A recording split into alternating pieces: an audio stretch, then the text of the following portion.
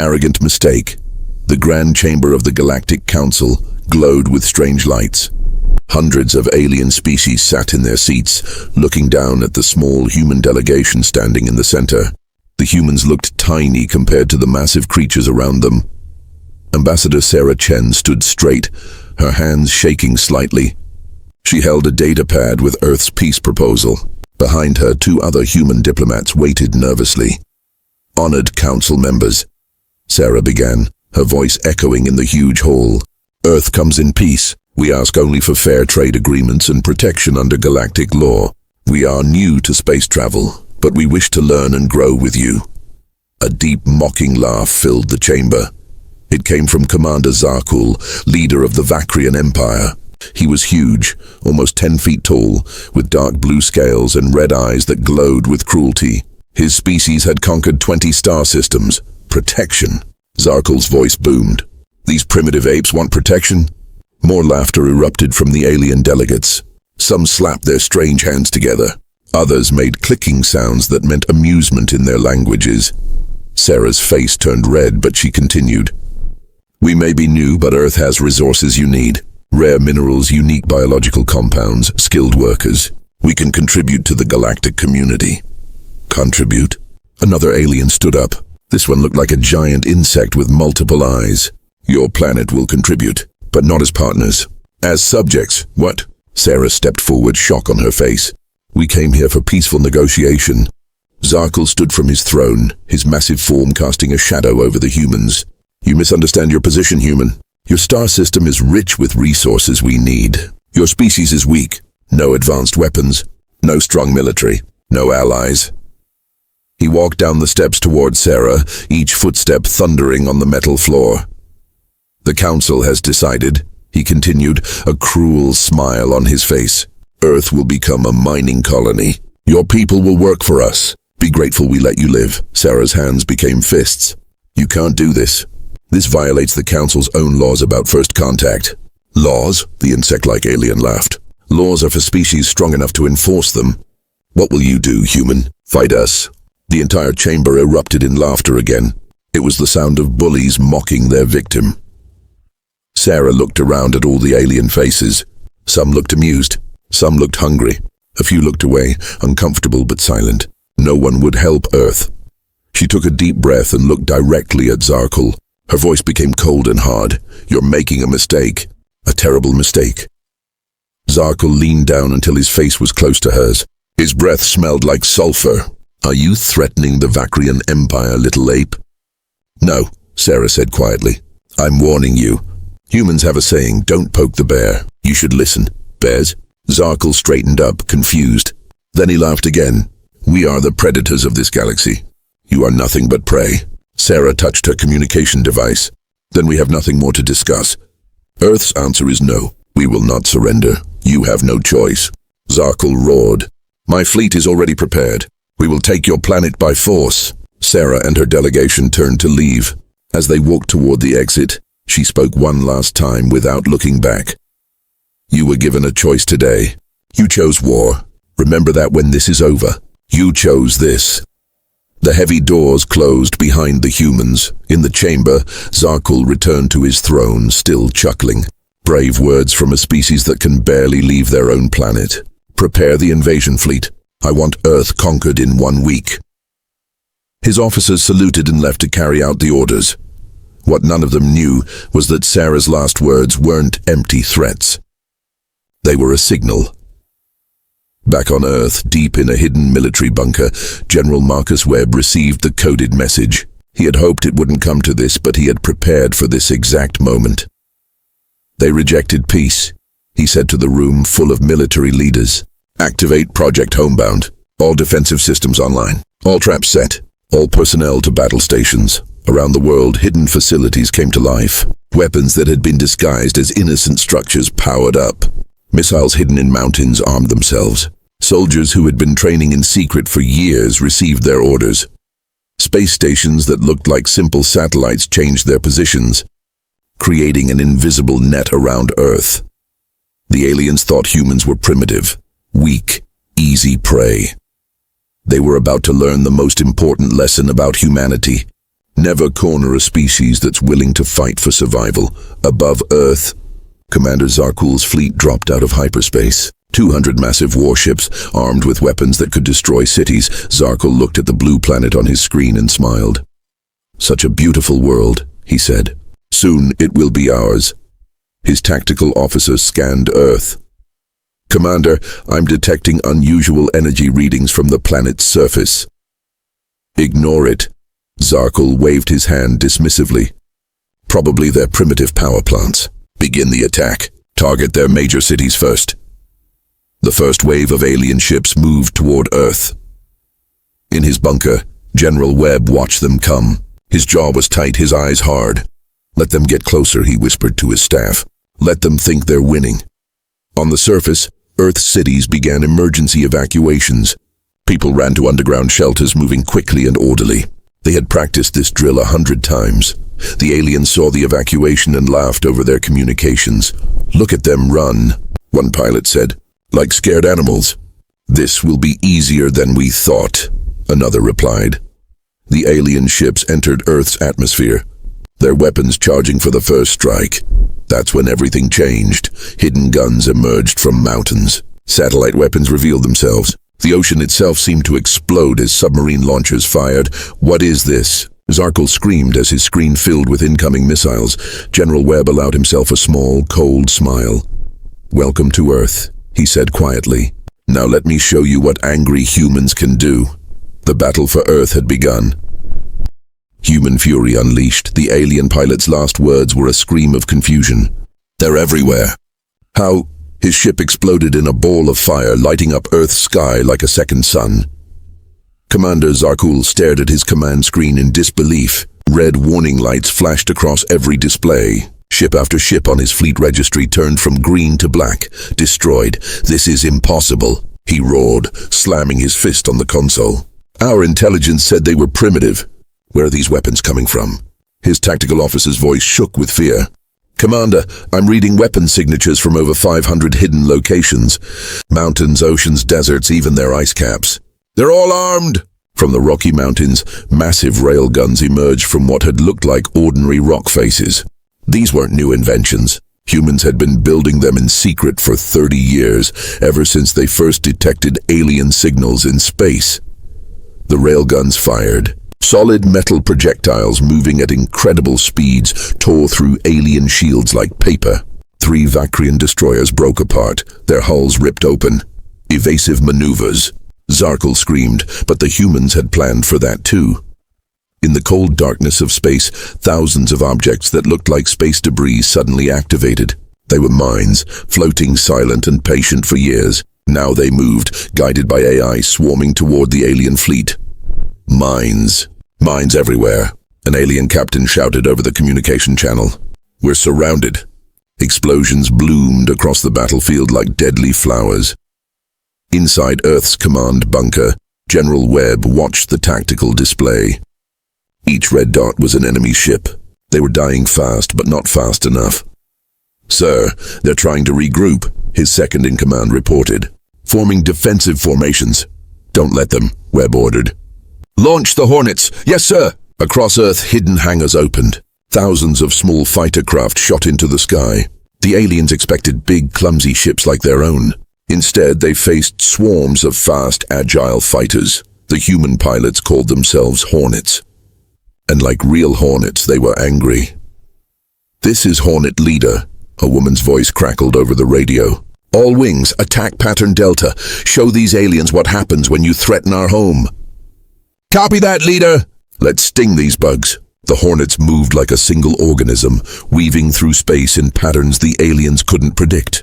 They were smaller, faster, and they fought with something the aliens didn't understand. Pure fury. A young pilot named Jake Torres locked onto an alien cruiser. His fighter was tiny compared to the massive ship, but he didn't care. These monsters had come to enslave his planet, to take his home, for Earth, he shouted, firing his missiles. The alien ship's point defense tried to shoot down the missiles, but there were too many. 3 struck home, punching holes in the ship's armor. Jake pulled up hard, barely avoiding the explosion behind him. "Got one," he yelled. "Good shot, Jake," his wingman replied. "But we've got more coming." Stay sharp! On the Vakrian command ship, Zarkul watched his fleet fall apart. Out of 200 ships, he had already lost 40. In less than 20 minutes, how are they doing this? He whispered, his red eyes wide with shock. They're supposed to be weak. Our scans showed primitive technology.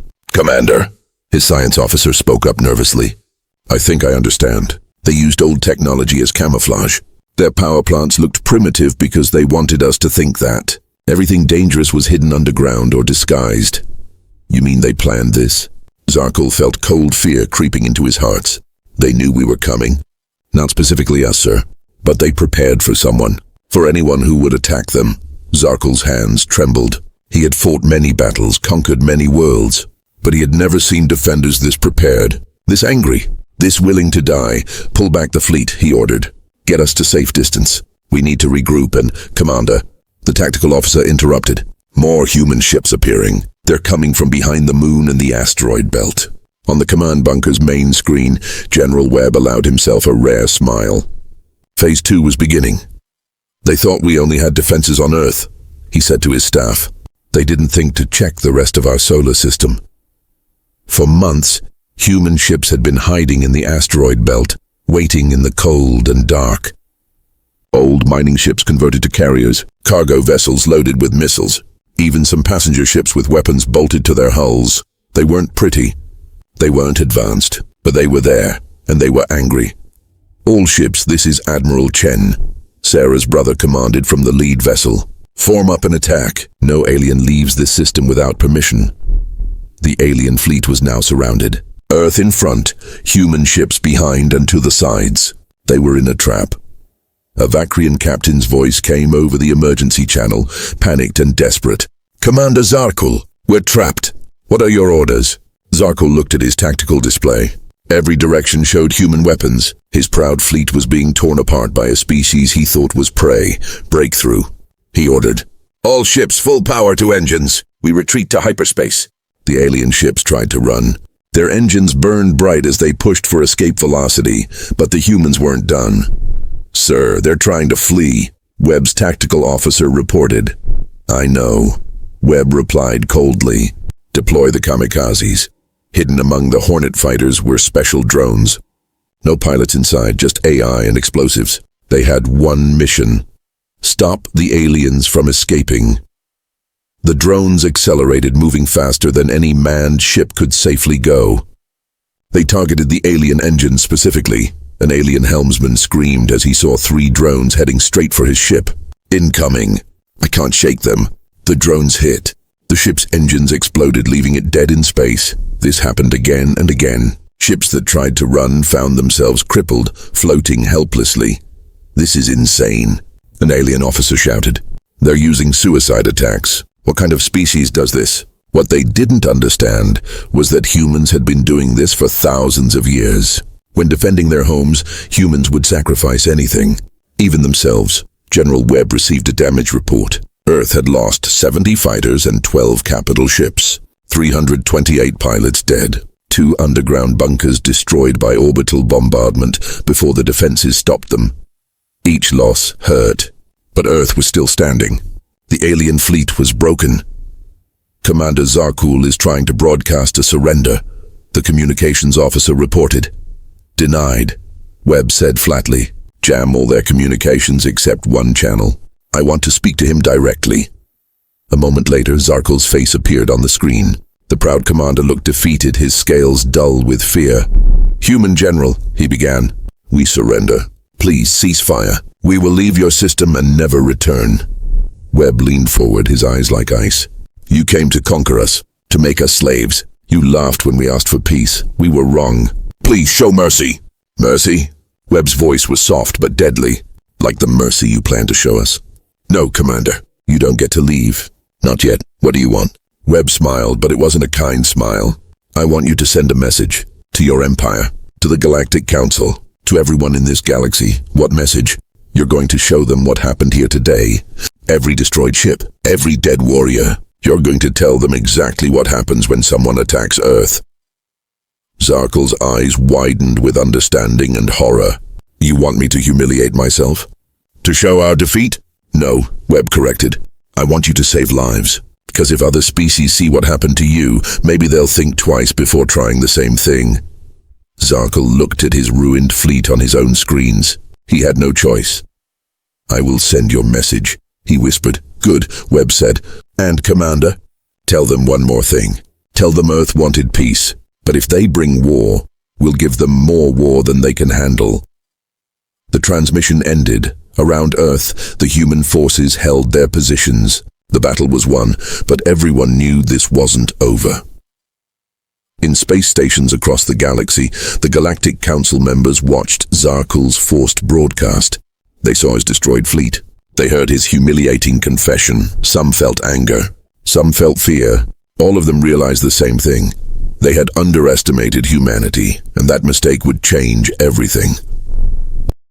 The message that shook the galaxy, the Galactic Council chamber, was silent for the first time in its 1,000-year history. On the massive holographic screen, Commander Zarkul's defeated face stared out at the assembled delegates. Behind him, the wreckage of his once mighty fleet drifted in space like broken toys. "This is Commander Zarkul of the Vakrian Empire." His voice was hollow, empty of pride. "I am transmitting this message under human orders." The word human sent a ripple through the chamber. Whispers in dozens of alien languages filled the air. Zarkul continued, each word clearly painful for him. "My fleet of 200 warships attacked Earth, expecting an easy victory. We were wrong. The humans were prepared. They had weapons hidden across their entire solar system. They fought with a ferocity we have never encountered." The screen changed, showing recordings of the battle. Alien ships exploding.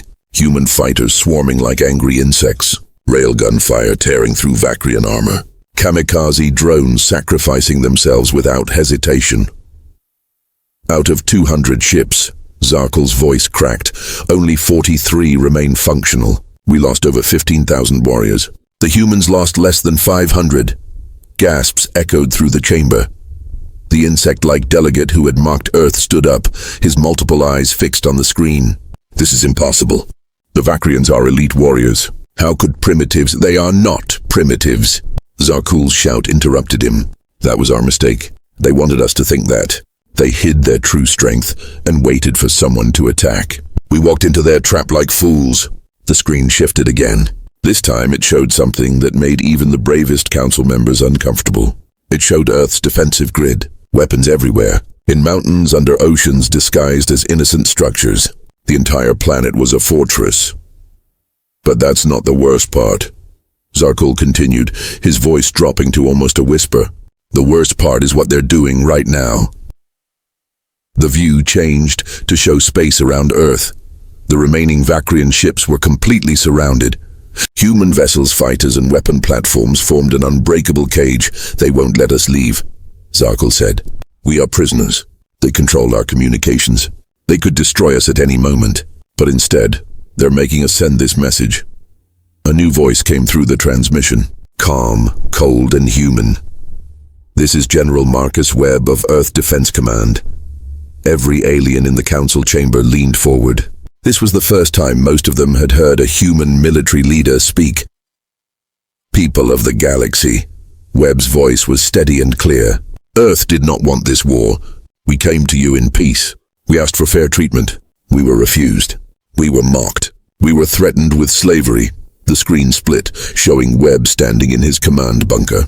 He was shorter than most aliens, his hair gray with age, but his eyes were hard as steel. "So we defended ourselves," Webb continued. "And we won. Now you need to understand something very important. This," he gestured to the destroyed Vakrian fleet, "this is what happens to anyone who attacks our home." He took a step closer to the camera. "We don't want to be your enemies. We don't want to conquer anyone. We just want to live in peace. But if you bring war to Earth, we will show you what real war looks like." The transmission shifted back to Zarkul. "The humans have given us a choice," he said quietly. "We can continue fighting and die here, or we can accept their terms." "What terms?" someone in the council shouted. Zarkul looked directly into the camera. "First, the Vakrian Empire must pay reparations to Earth for the damage we caused. Second, we must publicly apologize and acknowledge that our attack was unprovoked. Third, we must support Earth's petition for protected status in the galactic community. Outrage erupted in the council chamber. Aliens stood, shouting in their various languages. The idea of the mighty Vakrian Empire apologizing to anyone was unthinkable, but Zarkul wasn't finished. And finally, he said, his voice becoming even quieter, they are releasing one of our ships, just one, to go home and tell our leaders what happened here. The screen showed a single Vakrian cruiser, damaged but functional, being escorted away from Earth by human fighters. They're letting it go? A council member asked, confused. Why? To deliver a warning, another replied, understanding dawning. They want the Vakrians to know exactly what they're facing. General Webb's face appeared on screen again. We're letting one ship go home. The rest will be returned after the Vakrian Empire agrees to our terms. And let me be very clear about something. His expression grew harder. This message isn't just for the Vakrians. It's for all of you. Every species in this council. Every empire in this galaxy. He paused, letting his words sink in. Earth is off limits. Our solar system is off limits. We claim it as sovereign territory. Anyone who respects that will find us friendly neighbors. Anyone who doesn't... The screen showed the destroyed Vakrian ships again. You will end up like them. The transmission ended. The council chamber exploded into chaos. Delegates shouted at each other. Some demanded immediate military action against Earth. Others called for caution. A few quietly began calculating how this changed the balance of power. The council leader, an ancient being called the Eldest, raised his hand for silence. It took several minutes for the chamber to quiet down. This is unprecedented, the Eldest said, his voice like grinding stones. A species barely capable of faster-than-light travel has defeated one of our strongest military forces. And now they make demands of us. We should crush them. A warrior species delegate roared. Send the full might of the council fleet. Show them what real power looks like. And lose how many ships? A more cautious voice asked. How many lives? If the Vakrians lost that badly, what makes you think we would do better? They got lucky. Another shouted. They can't have that many weapons. They were probably using everything they had. Can you prove that? The Eldest asked. Are you willing to bet your fleet on that assumption? Silence fell again. The Eldest continued. The humans have shown us something important today. They have shown us that underestimating them is fatal. They have also shown us that they were preparing for this day long before we knew they existed. He looked around the chamber slowly, which means they understood galactic politics better than we thought. They knew someone would eventually try to take their world, so they prepared.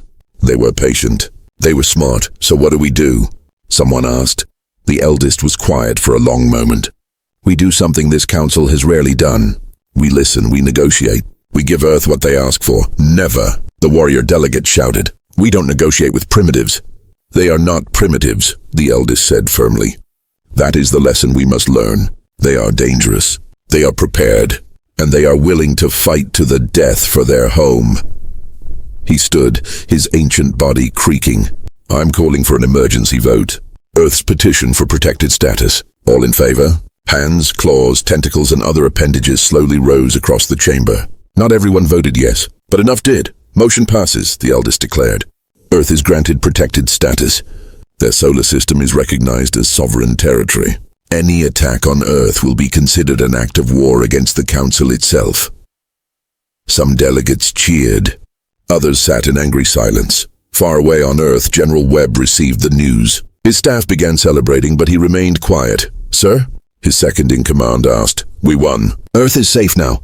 Webb shook his head slowly. For now. But we made a lot of enemies today. The species who wanted to exploit us won't forgive this. They'll wait. They'll plan. And eventually someone will try again. Then what do we do? Webb looked at the star map on his screen. We keep preparing. We keep building. We keep getting stronger. Because the next time someone comes for Earth, they won't make the same mistakes the Vakrians did. In space above Earth, the remaining Vakrian ships waited for their empire's response. It came 3 days later. The Vakrian Emperor himself appeared in transmission, his face twisted with rage and humiliation. But he agreed to Earth's terms. He had no choice. When the Vacrian fleet finally limped away from Earth, every human who watched felt a mixture of emotions. Pride in their victory, sorrow for those lost, and worry about what came next. Because while Earth had won this battle, they had also painted a target on themselves. The galaxy now knew humans were strong, but some species saw that as a challenge, not a warning. And in the dark corners of space, new plans were already being made, plans that would test humanity's strength again, and sooner than anyone expected. The second wave's nightmare 6 months had passed since Earth's victory over the Vacrians. In the Kralix homeworld, deep inside a war room built from black metal and conquest, Emperor Thraxkan watched the battle recordings for the 100th time. His 4 eyes blazed with cold intelligence as human fighters destroyed Vacrian ships. The Vacrians were weak, he said, his voice like grinding metal, soft from too many easy victories. They underestimated the humans. We will not make that mistake. His war councils stood around the strategic table, each one a veteran of countless battles. The Kralix Empire had never lost a war. Ever. General Vextor, his most trusted commander, gestured to the holographic display. My Emperor, the humans used guerrilla tactics, hidden weapons, surprise attacks. They fought without honor. Honor? Thraxkan laughed, a harsh sound that made even his own warriors uncomfortable. Honor is what the weak call their defeats. The humans fought smart. They used every advantage. That is not weakness. That is strength. He turned to face his council. This is why we will defeat them. We respect their cunning. We prepare for their tricks, and we bring overwhelming force that no amount of hidden weapons can stop. How large a fleet, my Emperor? Vextor asked. 500 warships, Thraxkan declared. Triple what the Vacrians brought. Each ship equipped with our latest weapons. Our best warriors. Our strongest shields. Murmurs of approval rippled through the council. But my Emperor, a science officer spoke up hesitantly. The Galactic Council declared Earth-protected territory. If we attack, we risk the Council? Thraxkan's laugh was cold. The Council is afraid. They granted Earth protection not because humans deserve it, but because the Council fears what it doesn't understand. Well, I do not fear. I understand perfectly. He pointed at the frozen image of a human fighter pilot on the screen. These creatures fight well when defending. But can they attack? Can they project power beyond their little planet? No. They are strong in their nest, but nowhere else. So we draw them out? Vextor asked. No, Thraxkan smiled, showing rows of sharp teeth. We go in prepared. Full assault, no tricks. Pure military power. We will show the galaxy that human luck has run out. 3 months later, the Kralix war fleet assembled at the edge of human-controlled space. 500 ships, each one larger and more advanced than anything the Vacrians had brought. On the command Dreadnought, General Vextor reviewed his battle plans. He had studied every second of the Vacrian defeat. He knew where their mistakes were. He would not repeat them. All ships report ready, General, his tactical officer announced. Good, Vextor replied. Begin long-range scans of Earth's solar system. I want to know the location of every weapon, every ship, every hidden platform. The scanners worked for hours, creating a detailed map of Earth's defenses. What they found made even the confident Kralix pause. General, the scanning officer's voice was uncertain. The humans have tripled their defensive installations since the Vacrian attack. Show me.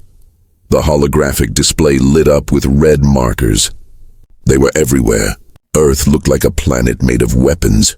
More railguns in the mountains, the officer pointed out. New missile batteries on the moon. At least 50 additional battle stations in orbit. And sir, they've built something around Mars. We can't identify it, but the energy readings are massive. Vextor studied the display carefully. They've been busy. Good. It means they're afraid. Or prepared, another officer muttered quietly. Vextor shot him a sharp look.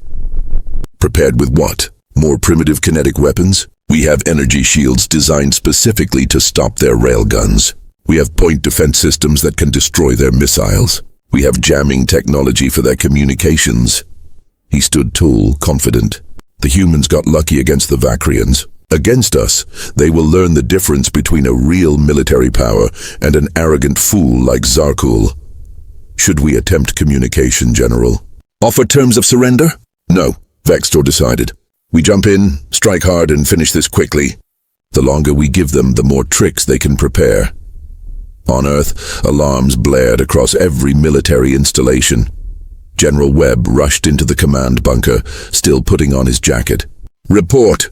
Sir, massive fleet detected at the system's edge, his tactical officer said. 500 ships, Kralix Empire signatures. Webb felt his stomach drop. 500. Mother of God.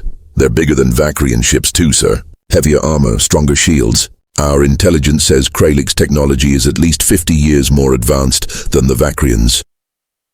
Webb looked at the strategic display.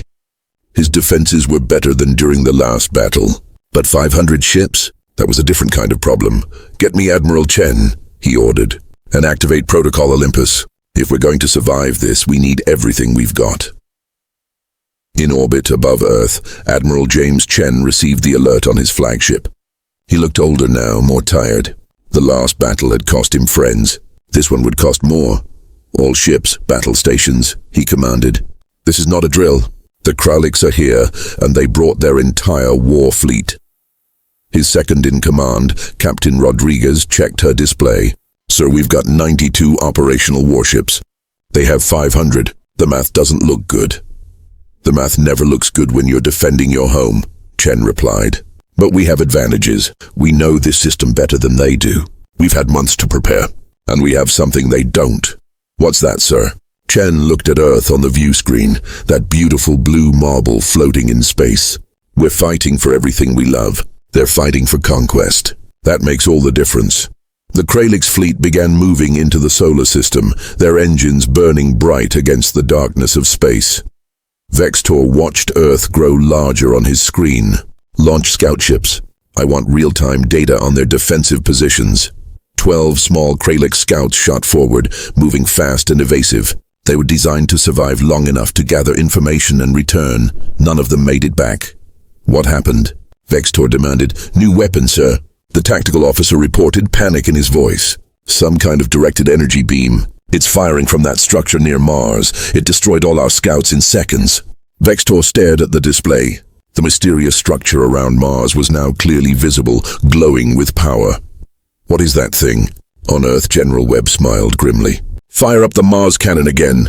Let's show them what we built with all that Vakrian technology we captured. The structure around Mars was humanity's secret project. Using reverse-engineered alien technology combined with human innovation, they had built the largest directed energy weapon ever created. It drew power directly from the sun, using massive solar collectors, and it was aimed right at the Kralix fleet. Charging complete, the weapons officer reported. Target locked. Fire. A beam of concentrated energy, bright as a star, lanced across space. It struck the lead Kralix battleship, punching through its shields like they weren't even there. The ship exploded, taking 2 others with it in the blast. Impossible! Vextor roared. Our shields should have stopped that. Shields are ineffective, sir, his engineer shouted. That weapon is using a frequency we can't block. Then spread out. Don't give them clustered targets. All ships evasive patterns. The Kralix fleet broke formation, ships scattering in all directions. It saved them from another Mars cannon shot, but it also meant they lost their coordinated approach. Good, Admiral Chen said, watching from his flagship. They're rattled. Now we hit them while they're disorganized. All human ships attack pattern Delta 7. Let's show them what we learned from the last battle. The human fleet moved forward, but not in a straight line. They used asteroids for cover, popped out to fire, then disappeared again. Hit and run. Guerrilla warfare in space. A Kralix captain found himself being attacked from 3 directions at once. How are they coordinating so well? We're jamming their communications. They're not using radio, his technical officer realized. They're using laser communications.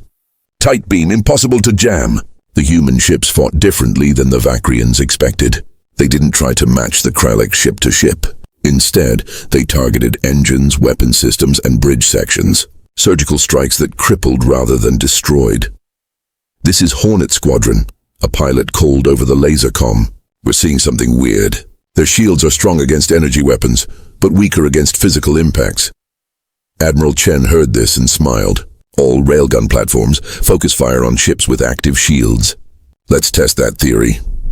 Earth's railguns, silent and patient, opened fire. Solid metal slugs, moving at incredible speeds, slammed into Kralix's shields. The shields flickered, wavered, and failed. "Our shields can't handle their kinetic weapons," a Kralix engineer reported. Vextor felt control of the battle slipping away. This wasn't supposed to happen. They had superior numbers, superior technology, superior training, but the humans were fighting on their home ground. Every asteroid had been mapped. Every orbit calculated, every angle of attack rehearsed 1,000 times. "Pull back to defensive formation," Vextor ordered. "Regroup at coordinates. General, human boarding parties, what?" On his screen, Vextor saw something that made his blood run cold. Small human ships were attaching to Kralix's hulls like parasites. They were cutting through the armor and sending soldiers. Inside, the humans had learned this trick from capturing Vakrian ships. Why destroy an enemy vessel when you could take it intact? Inside a Kralix cruiser, a team of human marines breached the hull. They wore armor built from captured alien technology, adapted for human bodies. They moved fast, fought hard, and showed no fear. Sergeant Maria Santos led her squad through the alien corridors. "Remember your training. Kralix are strong but slow. Use your speed." A Kralix warrior appeared 8 feet tall and covered in natural armor. He roared and charged. Maria dodged to the side, her enhanced armor making her faster than any unarmored human. She fired her weapon, targeting the weak points in Kralix anatomy that intelligence had identified. The warrior fell. "Keep moving," Maria shouted. "We need the bridge." Her squad fought through the ship, taking casualties but never stopping. When they reached the bridge, they found the Kralix captain and his crew. "Surrender your ship," Maria demanded, her weapon trained on the captain. The Kralix captain looked at her with all 4 eyes. This small human, barely half his size, had fought through his entire crew. He saw his own warriors lying defeated in the corridors behind her. "You fight with honor," he said slowly. "I surrender." This scene repeated across a dozen Kralix ships. Humans boarded. Humans fought. Humans won. General Vextor watched his fleet fall apart. In 6 hours of battle, he had lost over 100 ships. Many more were captured. Human casualties were a fraction of his own. "This cannot be," he shouted. "We are the Kralix Empire. We have never been defeated." "General," his tactical officer said quietly. "Perhaps that's the problem. We've never faced an enemy this desperate, this creative, this human." Vextor stared at Earth on his screen. The planet that should have been an easy conquest. The planet that was now his nightmare. He opened a communication channel. "Human forces, this is General Vextor. I request terms of negotiation." On his flagship, Admiral Chen received the message. He looked tired, but satisfied. "Patch him through," Chen ordered. Vextor's face appeared on screen. He looked defeated, humiliated, but also confused. "How?" he asked simply. "How did you defeat us? We brought 500 ships. The best warriors in the galaxy. The most advanced weapons. How?" Admiral Chen was quiet for a moment. Then he spoke, his voice carrying the weight of human history.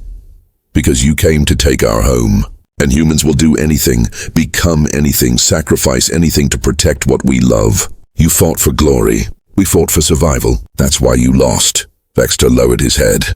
"What are your terms?" "The same as we gave the Vakrians," Chen replied.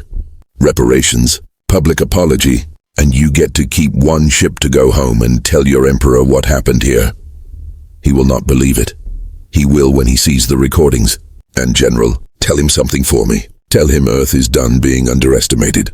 The next species that comes here won't even get the chance to surrender." The transmission ended. In the Kralix Empire, Emperor Thraxkun would receive his general's report 3 weeks later. He would watch the battle recordings in silence. And for the first time in his long life, he would feel something he had never felt before. Fear. Because Earth had just proven something terrifying to the entire galaxy. Humans weren't just lucky. They were evolving, learning, adapting, and they were getting stronger. Earth's place in the galaxy.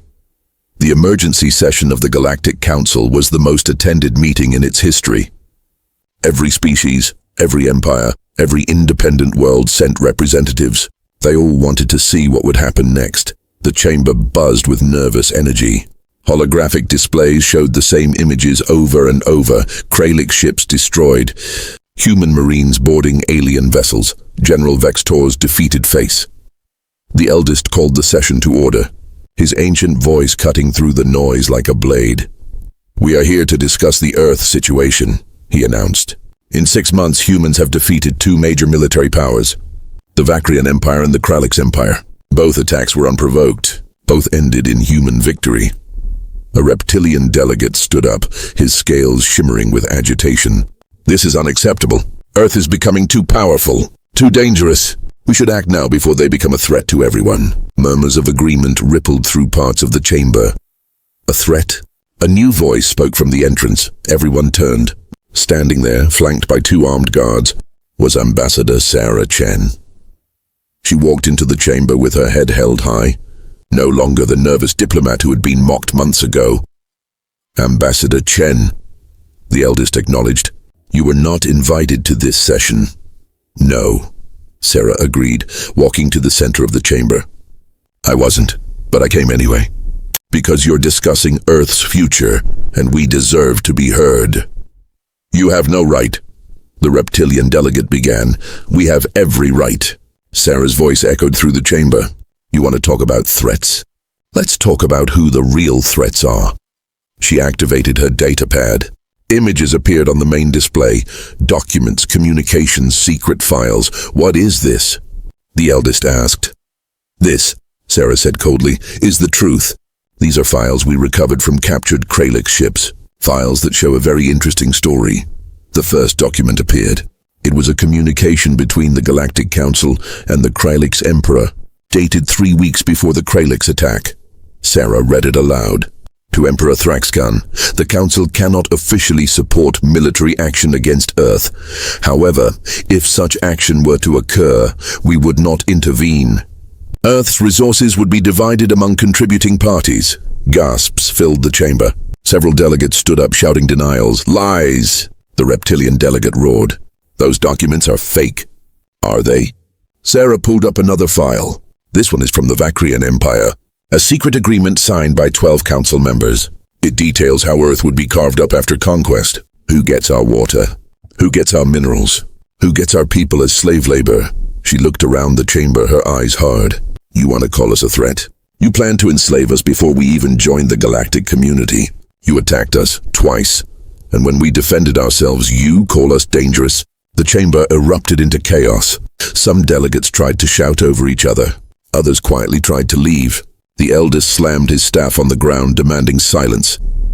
"These accusations are serious, Ambassador Chen," he said. "Do you have proof these documents are authentic?" "I have better than proof," Sarah replied. "I have witnesses." The chamber doors opened again. In walked 3 aliens, a Vakrian officer, a Kralix captain, and a small, bird-like creature from a species called the Pixin. The Vakrian officer stepped forward. "My name is Commander Jexal. I was part of the planning committee for the invasion of Earth. Everything Ambassador Chen said is true. The Council secretly approved our attack." "I am Captain Velkan of the Kralix Empire," the second alien said. "I was captured by humans during the battle. They treated me with respect, fed me, healed my wounds. Then they showed me these files from my own ship. I was ashamed. My empire was lied to. We were told Earth attacked us first. It was a lie." The small bird-like alien spoke last, her voice trembling. "I am Scholar Tixip of the Pixin Confederacy. I work in the Council archives. 2 months ago I was ordered to destroy certain documents. Documents about Earth, about secret agreements. I was told this was routine, but I kept copies because something felt wrong." She looked at the assembled delegates. "I am a scholar. Truth matters to me. And the truth is that this council plotted against Earth from the beginning. You saw a species rich in resources and weak in power. You decided to take what you wanted." Silence fell over the chamber. Heavy, uncomfortable. The eldest looked older than his thousands of years. "Is this true?" he asked the council members. "Did you authorize these attacks?"